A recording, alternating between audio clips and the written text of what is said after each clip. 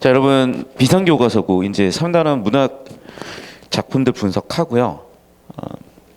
일단 여기 나와 있는 이런 내용들은 교사형 지도서에만 있는 건데 필요한 내용들은 제가 좀 짚어드릴게요. 왜냐면 역시 선생님들이 이걸 보시고 출제할 수 있는 포인트들이 있거든.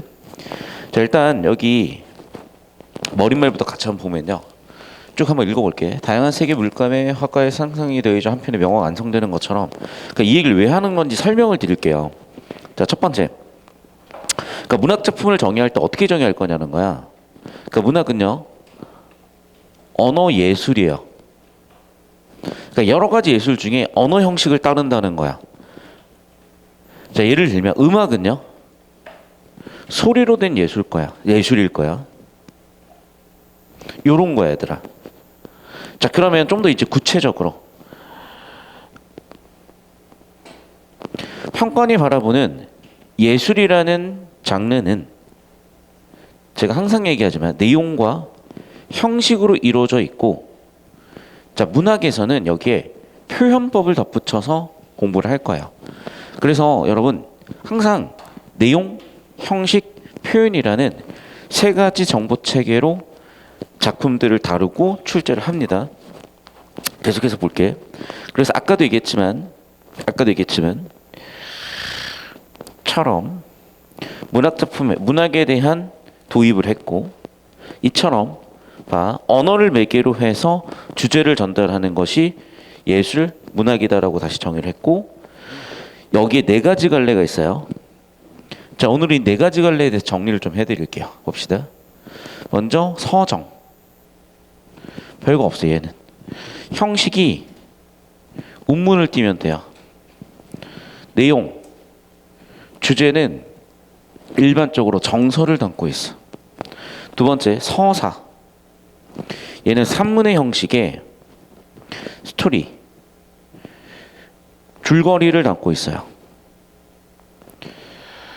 교술. 얘는 자유 형식의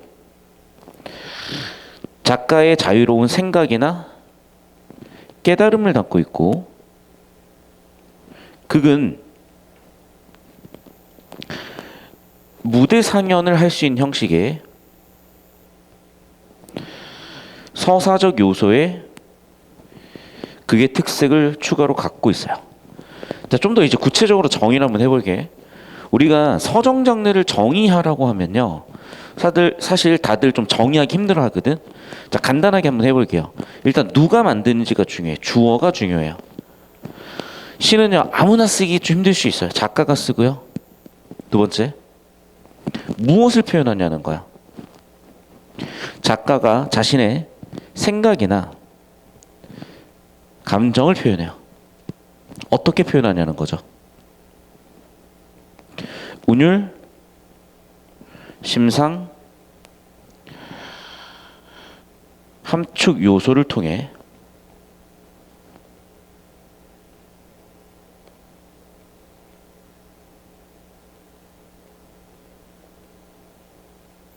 이게 서정 장르입니다. 됐니? 자, 그럼 봐봐. 여기서 이미 모든 게 다 나와 있거든요. 잘 들어. 우리가 그래서 시를 읽어나갈 때 내신 기준으로는 작가의 특색에 대해서 공부를 하기도 하고요. 작품이 담고 있는 주제에 대해서 다루기도 하고요. 운율 요소를 읽어내기도 하고요. 심상 요소를 읽어내기도 하고, 함축 요소를 읽어내기도 하고, 표현법 요소를 읽어내기도 하는 거야. 여기까지 되셨어? 자, 추가적으로 잘 들어. 시의 소통 구조라는 개념도 배워볼게요.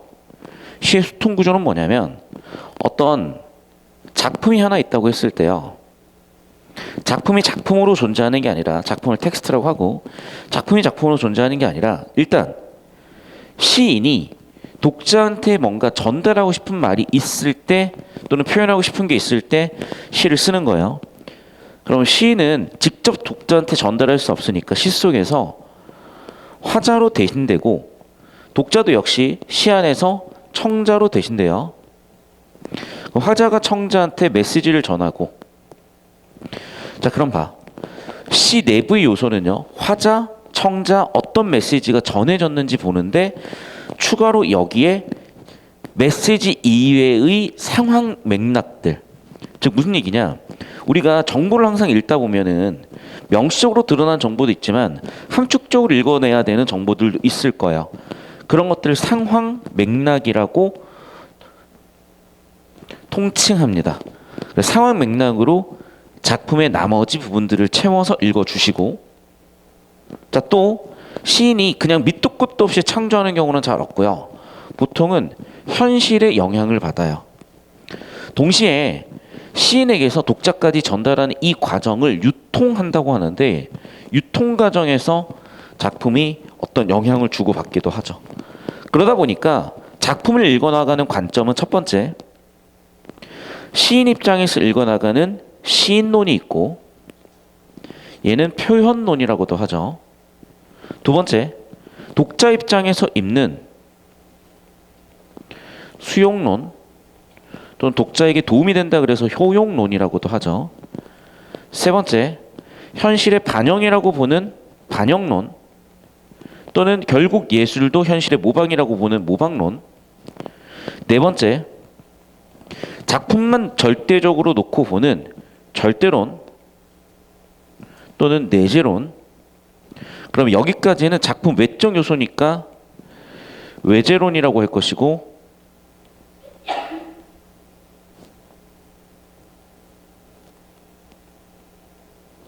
여기는 내재론이라고 할 거예요. 마지막 요즘 수능 관점은, 그리고 요즘 임용되신 선생님들 관점은 유통론까지도 더해서 본다예요. 그러니까 유통론이 뭘 얘기하는 거냐면 이런 거야. 조선 후기가 되면 이야기꾼들이 문학 작품을 공유시켜줘요. 그 과정에서 그 이야기꾼들이 재해석을 하고 재생산을 한 거야. 우리도 가수들을 보면요, 가수들이 편곡을 하고 자기 나름의 스타일로 바꿔서 부르잖아. 그런 걸 얘기한다고 생각하면 돼. 그래서 이야기꾼들이 재생산을 하는 그 관점에서 본다면 유통론까지도 다룰 수가 있을 거예요. 자, 일단 우린 그래서 고재종의 첫사랑, 첫 작품이니까 여기다가 이 배운 내용을 적용해보고 이후에 하나하나 장르 하나하나 대표 장르들 바탕으로 공부를 한번 해보도록 하겠습니다. 자, 그럼 봐요, 여러분. 여기에 여러분은 봐도 잘 모르지만 이제 저같이 좀 전공을 하거나 공부한 사람들은 보이거든요. 잘 봐. 자, 여기다 이제 쓸 수 있어야 돼요, 여러분. 서정갈래의 특징은 뭐뭐뭐가 있었죠?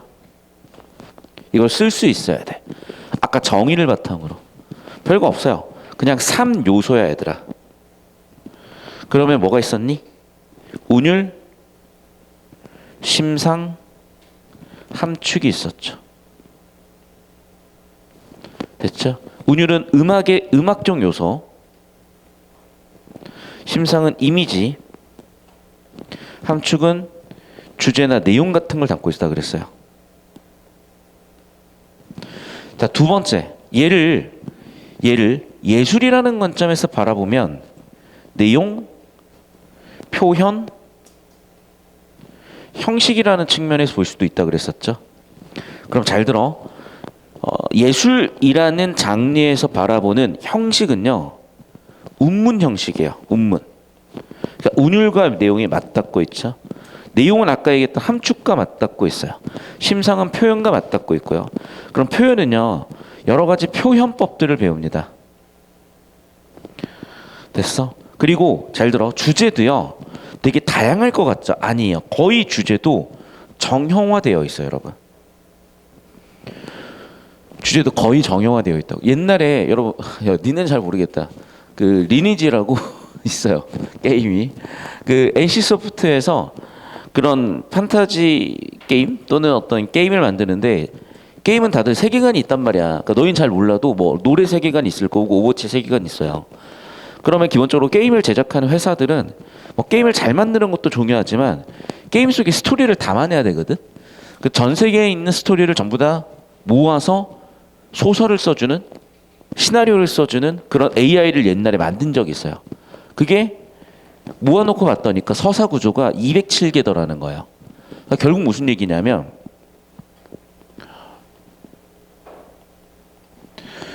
예를 들면 207가지 이상의 소설 구조나 소설 스토리텔링 그 이상의 게 나올 수가 없다는 거야. 이게 되게 별게 없어요. 예를 들면 우리 막 뭐 있지 전에 어벤져스 같은 거 보면요, 맨날 타임스톤 있는 애는 돌아가서 바꿔서 새로운 세상 만들고 돌아가서 바꿔서 또 새로운 세상 만들고 이렇게 하는 거잖아. 그러니까 이 구조가 굉장히 참신한 구조죠. 왜 그러냐면 봐봐. 옛날에는 과거, 현재, 미래가 그냥 선형적인 스토리만 있었거든. 그런데 이거를 깬 게 예를 들면 옛날 영화 중에 고전 영화 중에 저도 잘 안 봤던 그런 영화들이 있어요. 예를 들면 백투더 퓨처라는 영화가 있는데 과거로 돌아가서 바꿔. 또 터미네이터도 마찬가지죠. 과거로 돌아가서 뭐 바꿔. 이런 서사 구조가 되게 특이했던 거거든요. 그래서 다시 한번 얘기하지만 결국 여러분 어려워할 거 없고요. 그냥 정형화된 주제다 이렇게 보시면 돼요. 자, 특히 시 같은 경우에는 제목이 제재예요. 그러니까 여기에 거의 주제가 담겨 있다고 생각하시면 되고 그러네. 주제는 첫사랑이네. 끝이에요. 됐죠? 여기까지. 자, 하나 더. 형상화라는 개념도 복습 한번 해야죠. 형상화가 뭐였니? 추상적인 관념을 구체화시켜 표현하는 거. 그러니까 예를 들면 그냥 집에 가서 엄마 오늘 맛있는 거 먹어요? 라고 하면 뭔지 모른다니까. 치킨이라고 정확하게 설명을 해줘야 정보 전달이 된다고. 그래서 다시 한번 얘기하지만 추상적인 관념이라고 하면 맛인데 그게 맛이 아니라 예를 들면은 뭐 사과 맛이 난다든지 달달하다든지 뭐 식감은 어떻다든지 정보를 좀 더 자세하게 줄수록 구체적으로 전달이 되고 그러면 정보 전달의 효과가 높아지기 때문에 이런 표현 방식을 쓰는 것이고 이걸 형상화라는 개념이라고 합니다. 이거 몰라서 예전에 수능에서 오답률 탑 1 문제가 한번 출제된 적이 있어요. 그 다음에 구성 요소는 아까도 얘기했지만 이 3요소야. 그러니까 무슨 얘기냐 결국 이런 것들이 따로따로 존재하는 게 아니라 우리가 따로따로 공부할 수 있지만 결국 이게 하나의 작품 속에서 유기적 관계를 맺고 작품의 성격을 규정하고 작품을 전달한다 이런 건데 그냥 읽어보시면 알아요. 좀 이따가. 자, 그러면 이제 첫사랑 같이 한번 들어가 보도록 하겠습니다. 아까 제가 얘기했었던 운율심상 함축이라는 시의 3요소 참고자료로 설명하고 있는 거 보이죠? 주제 대신에 밑에다가 함축 또는 내용이라고 적어두시면 될 것 같아요. 자, 그럼 봐봐. 중요한 거 얘들아. 운율은 어떻게 만드냐면요. 그냥 반복 요소가 있으면 100% 운율이에요. 두 번째, 고전 시가는 100% 노래라고 그랬었잖아. 그러니까 고전 시가는 100% 운율이 외형률로 있어요.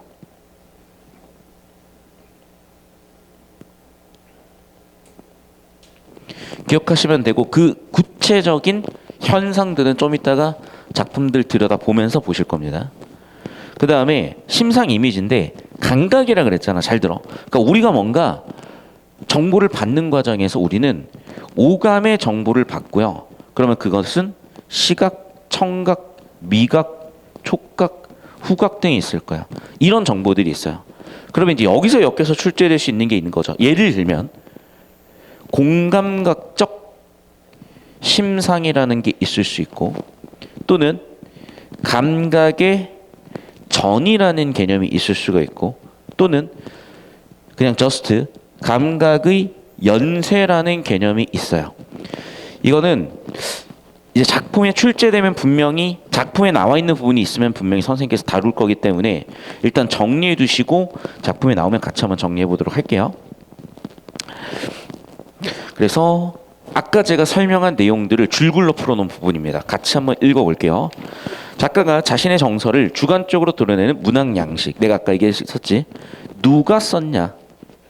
무엇을 어떻게 전달을 하느냐예요. 좀 더 구체적으로 서정갈래는 화자를 내세요. 주제가 기쁨, 슬픔, 사랑, 그리움과 같은 정서를 함축적이고 운율이 있는 언어로 형상화하여 독자에게 전달한다. 요소 첫 번째 함축, 두 번째 운율, 세 번째는 뭐라고? 심상. 그런데 보시면 알겠지만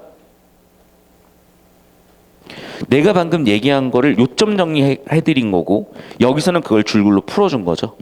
계속해서 보시면 한국문학의 서정갈래에는 고대가요, 한가, 고려가요, 시조, 민요, 한시, 현대시 등이 있다. 자, 이것도 봐봐. 제가 고2 학생들 보니까 바로 이 친구들은 고전 시가를 바로 들어가서 학생들을 변별하려고 하시더라고. 특히 여고 계열은요. 이거는 나중에 기회 될 때 제가 싹 한번 정리해 드릴 건데 어려워할 게 전혀 없어요. 방금 요점 정리처럼 정리가 되기 때문에. 그러니까 다시 한번 얘기할게. 봐봐. 지금 시의 구성 요소라 그래가지고 왜 약간 얼렁뚱땅 얘기하는 느낌이 드냐면 이게 여전히 학교에서는 다툼의 영역이에요. 그러니까 피타고라스 정리는 수천 년 동안 이미 확립돼가지고 다툼이 없어.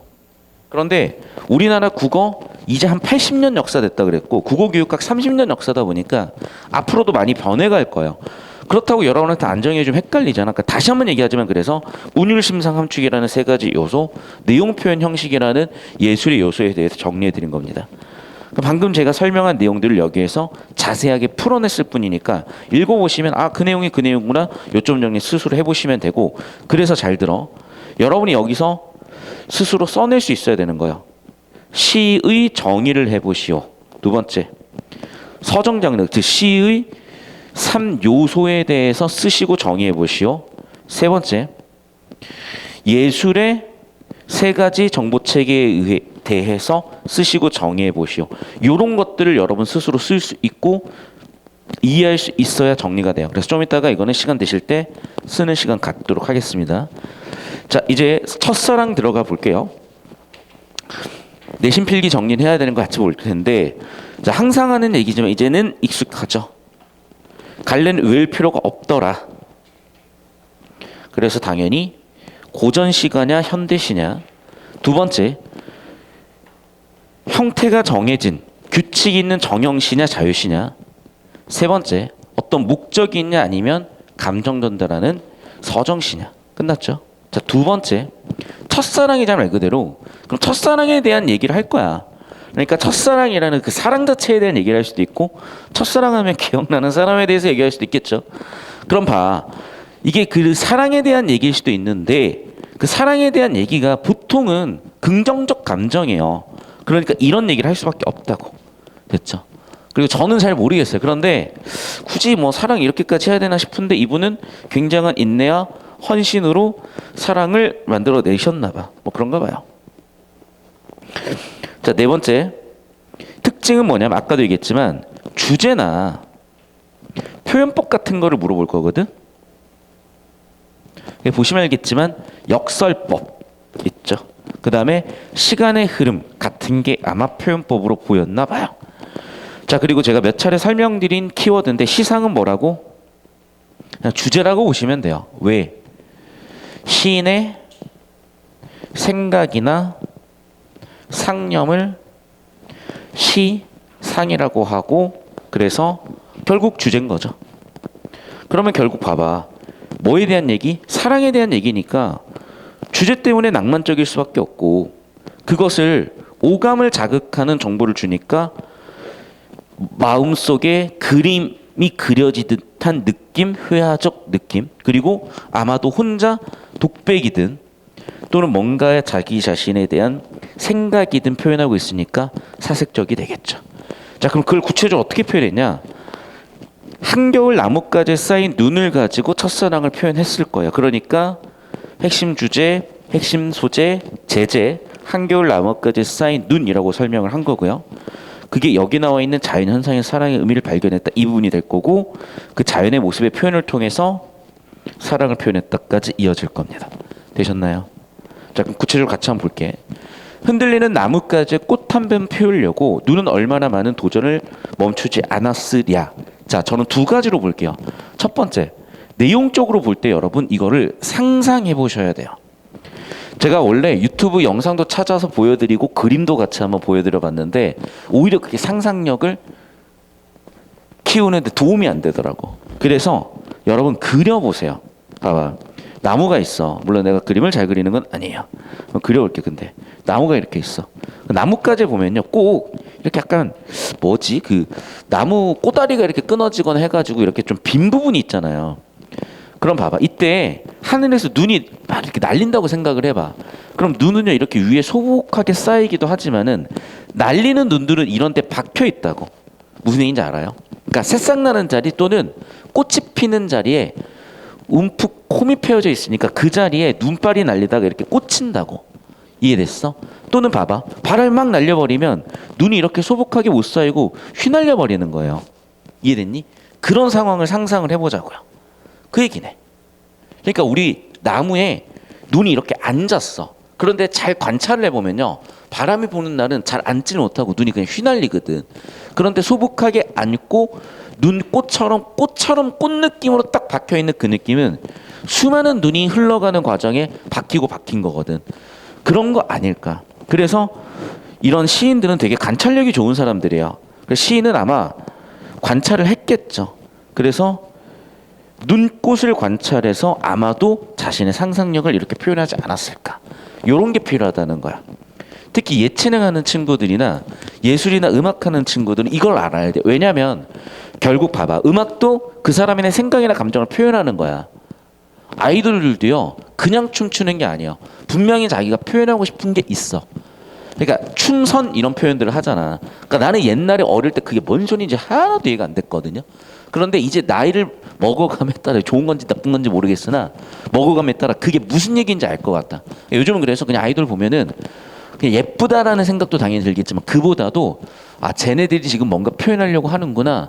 아 쟤는 진짜 지금 완전 마스터구나. 야 쟤는 어떻게 저 나이에 저런 걸 표현할 줄 알지? 이런 게 보이기 시작을 하더라고요. 특히 예체능하는 친구들은요. 여기서 감각적인 걸 익혀야 돼. 여기서. 계속 볼게요. 특히 뭐 예를 들면 뭐 작곡하는 친구들 생각을 해봐. 그럼 작곡, 가사 거기에 이걸 어떤 사람이 어떻게 부를지까지 머릿속으로 상상이 돼야 될 거 아니야. 표현이 될 거고. 이해됐어요? 그래서 작곡에는 기본적인 공식이 있긴 하거든요. 근데 공식에 의해서 찍어내기만 하면 그건 그냥 AI야. 이길 수가 없어. 다시 한번 얘기하면 이런 것들을 여러분이 문학 작품을 통해서 좀 배우셔야 되고 하나 더 여러분이 나중에 뭘 하든지 간에요. 표현하는 능력은 무조건 필요한 거야. 대학 가면 발표를 할 거고요. 여러분이 취업을 했어.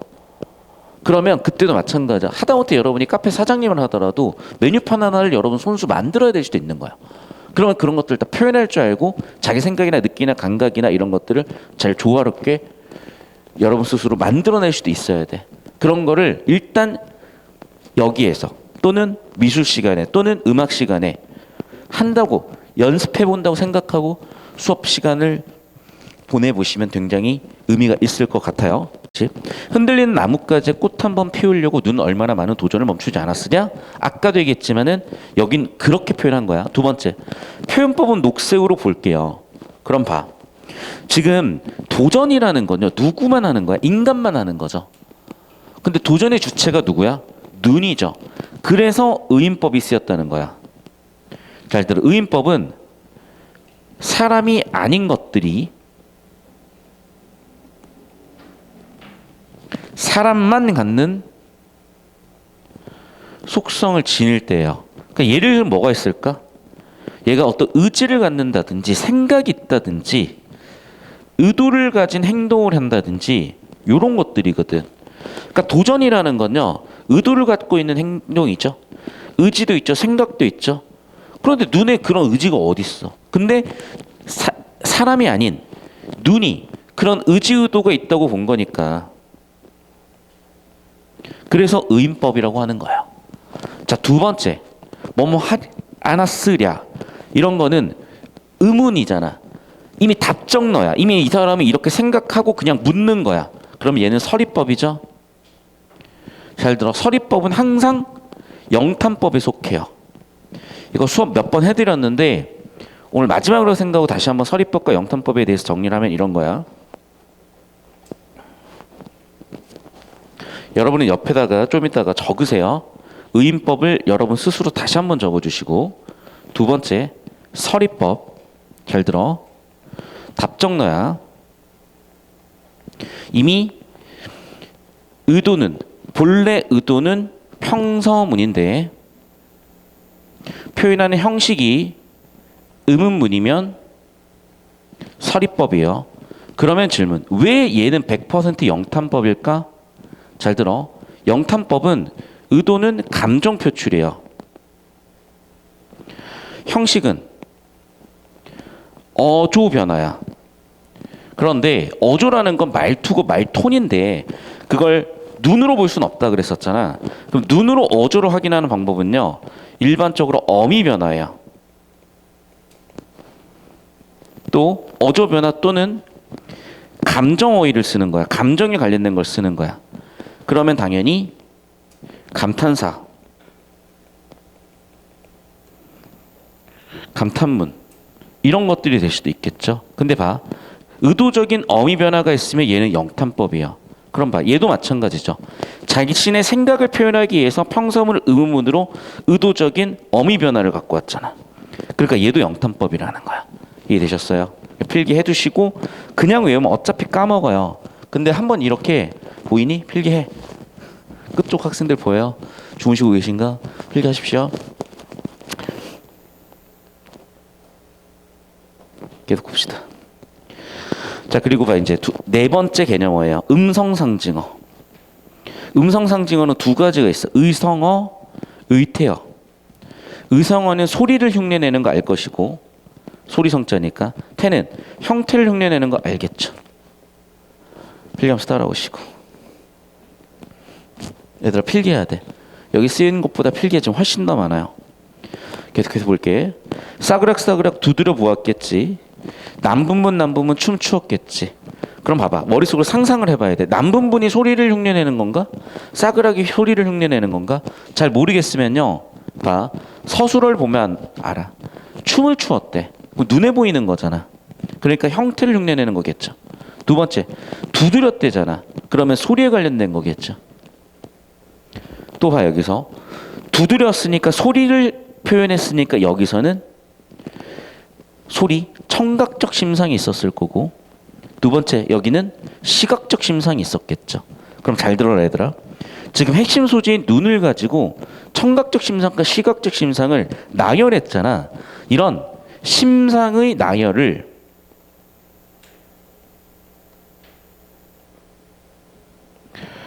감각의 연쇄라고 해요.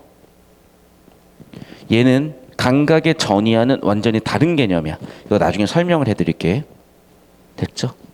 계속해서 볼게요. 미끄러지고 미끄러지길. 반복법도 쓰였습니다.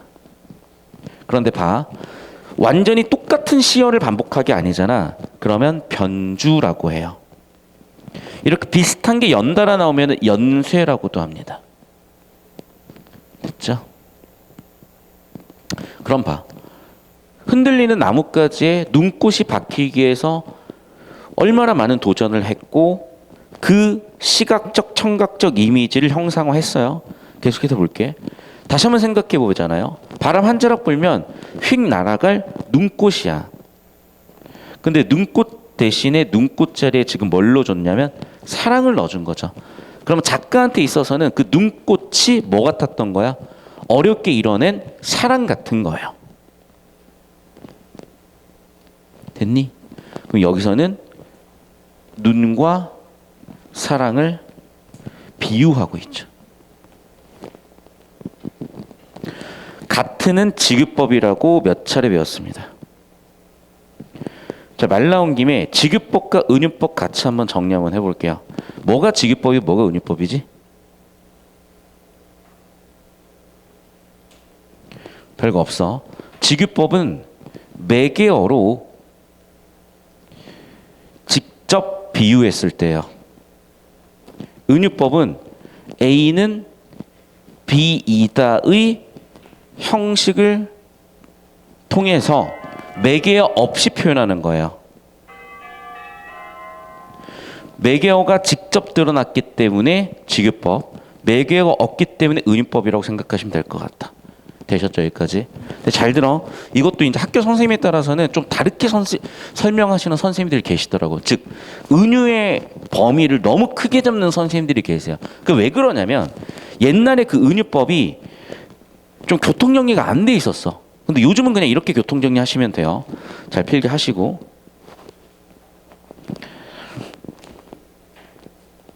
계속 볼게. 보아라. 여기는 명령형이요. 그럼 봐. 명령문을 썼는데 여기도 의도적인 형식 변화잖아. 이거 뭐에 속한다고요? 영탄법이요. 됐죠? 그리고 봐봐. 지금 사랑에 해당하는 어휘를 찾으세요라고 하면은 눈꽃, 사랑, 햇솜 같은 마음, 황홀 요런 것들이죠. 전부 다.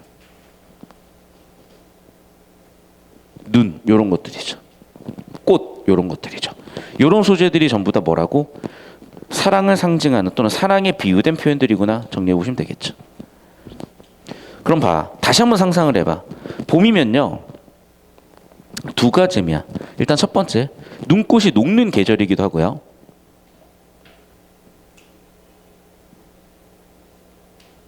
자, 두 번째로 해석할 수도 있어요. 자, 뭐냐면 봐봐. 봄엔 꽃이 피잖아. 그러면 꽃이 피고 진 자리예요. 여기에 눈꽃이 바뀌었잖아. 됐죠?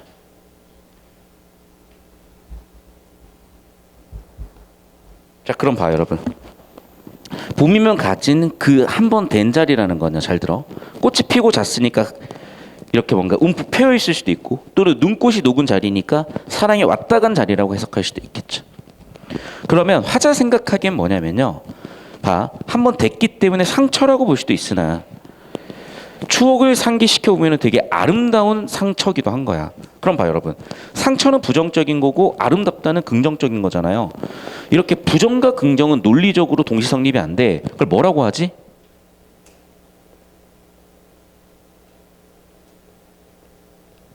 모순이라고 해요. 그러면 이렇게 모순의 방법을 이용해서 표현한 것을 모순형용이라고 하고, 시에서 모순형용은 역설법이라고 한다고. 됐니? 필기 정리 잘 하십시오. 자, 다시 한번 얘기할게, 얘들아. 예체능 학생들 중에 특히나 예능 쪽 하는 친구들 있죠. 음악 쪽이나 미술 쪽 하는 친구들. 그 친구들은 이걸 정말 잘해 두셔야 돼요. 예술, 문학 장르를. 왜? 너희가 이론적으로 예술에 대해서 확립하고 이론적으로 예술에 대해 성숙할 수 있는 방법이 뭐겠어? 이거밖에 없어. 그러니까 잘 들어야 돼. 우리가 축구 선수들 되게 운동만 하고 막 운동 선수들 머리까지 막 그 뇌가 다 근육으로 될 것 같잖아요. 아니에요.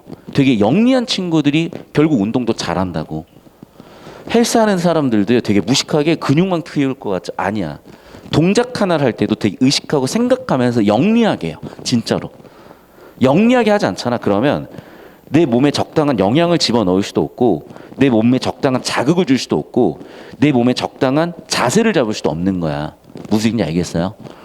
그러니까 우리가 고등학교 때까지 물론 여러 가지도 중요하지만 이론적인 거를 연습한다고 생각하시고, 여기서 배워놓은 이론들이 우리가 책 속에 길이 있다라는 비문학 소재를 읽은 것처럼 다 연결고리가 잡혀요. 이거 어떻게 해야 되냐? 아, 너무 텐션 확 떨어지네. 자, 계속 봅시다, 여러분. 그럼 봐봐. 아까 제가 얘기했었던 중요한 개념 중에 하나는 형상하고. 존나 졸리지, 그치? 미안해, 얘들아. 미안해. 자, 이제 촉발되는 부분에서 표현됐던 나뭇가지에 눈이 내리는 모습, 도전을 했죠. 그러니까 노력과 실패니까 실현이겠죠. 근데 도전의 끝에 눈꽃이 열렸죠. 그럼 결실이죠. 하지만 결국에는 봄의 꽃이 피었죠. 눈이 녹았죠. 결국에는 사랑은 결국 끝났죠. 그러면 사랑이 끝났네. 생각해보면 그것을 통해서 나는 성숙했네. 이런 걸 표현하고 싶었나 봐. 됐죠?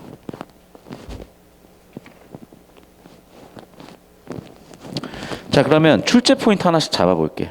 일단 얘는 워낙 표현법이 많아가지고요. 표현법 출제될 수 있어. 됐어? 자, 그럼 여러분한테 과제예요. 지금 제가 녹색으로 써드린 표현법을 전부 다 정리할 거야. 그래서 표현법 찾아가지고 제가 여기다가 쭉 써오라 그랬잖아. 쭉 쓰셔야 돼요. 다시 한번. 됐니? 자, 두 번째. 그 표현법을 통해서 전달하고 싶었던 내용이 있어. 예를 들면 주제는 뭐니? 첫사랑에 대한 거죠. 자, 그럼 봐봐. 그 주제에 해당하는 어휘, 즉 시어를 찾아 써야 돼요. 주제 해당하는 어휘 시어 찾아서 쭉 써보세요. 제가 노란색 형광펜으로 적어드렸을 거야. 이런 정도가 출제 포인트입니다. 잘 정리하시면 되겠죠. 자, 그리고 봐. 깜짝 퀴즈도 볼게. 잘 들어. 반복이 있으면 운율감 100%라고 얘기했어. 그럼 반복법 쓰였는지 확인하시면 되는 거예요. 됐니? 잘 들어. 동어가 있고 유사한 어휘가 있어. 자, 동어는요. 같은 단어야, 말 그대로. 그럼 똑같은 단어가 반복돼야 돼. 반면에 유사하면요. 비슷하면 돼. 그 다음 또 봐. 마침내니까 뭔가의 시도 끝에 결과인 거잖아요.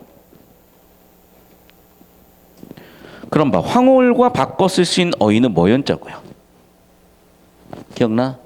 그래서 다시 사랑, 황홀, 눈, 눈꽃 이런 단어들을 다 바꿔 쓸 수 있었잖아. 그런 걸 묻는다고. 그러니까 봐봐 여러분. 잘 들어. 깜짝 퀴즈는요. 출제 포인트 중에 하나씩 대표적인 걸 만든 거잖아. 그러니까 첫 번째 출제 포인트는 뭐냐면 표현법이고요. 두 번째 출제 포인트는 뭐냐면 제가 방금 얘기했었던 주제 핵심 키워드라고. 됐니? 마지막 얘는 주제에 대해서 담고 있죠. 필기해 두시고. 자, 그럼 여러분 보세요.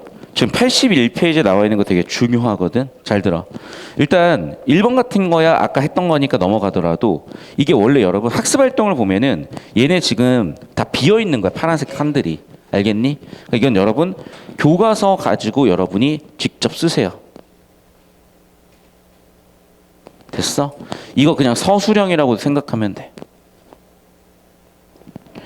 그러니까 우리 아까 설명한 내용을 아까 수업한 내용을 그냥 적으시면 되는 거지만 실전에서 시험장에서 쓴다고 생각하고 여러분이 서류 유형 대비한다고 생각하고 빈칸에다가 쓰는 연습을 하시라고요. 넘어갈게요. 얘는.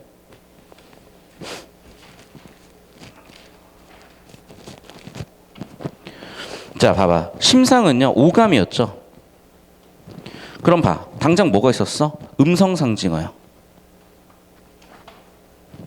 역시나 그거 묻고 있죠. 그러니까 이런 것도 봐봐. 여러분 교과서 가서 학습활동 안 보고 쓰는 연습하셔야 돼. 이게 그대로 서술형이라고 생각하시면 돼요. 여러분 그래서 좀 이따가 족보도 풀어볼 건데 족보 오시면 대부분 서술형 이렇게 돼 있을 겁니다. 되셨죠? 그래서 학습활동들 꼭 배운 내용 가지고 채워보시고요. 자, 고재종의 첫사랑은 여기까지 할 거고 문제풀이는요. 아니. 자, 문제풀이는 저 유튜브 영상으로 기출문제들 연계 출제될 만한 것들 풀어놨으니까 꼭 정리 한번 해보십시오.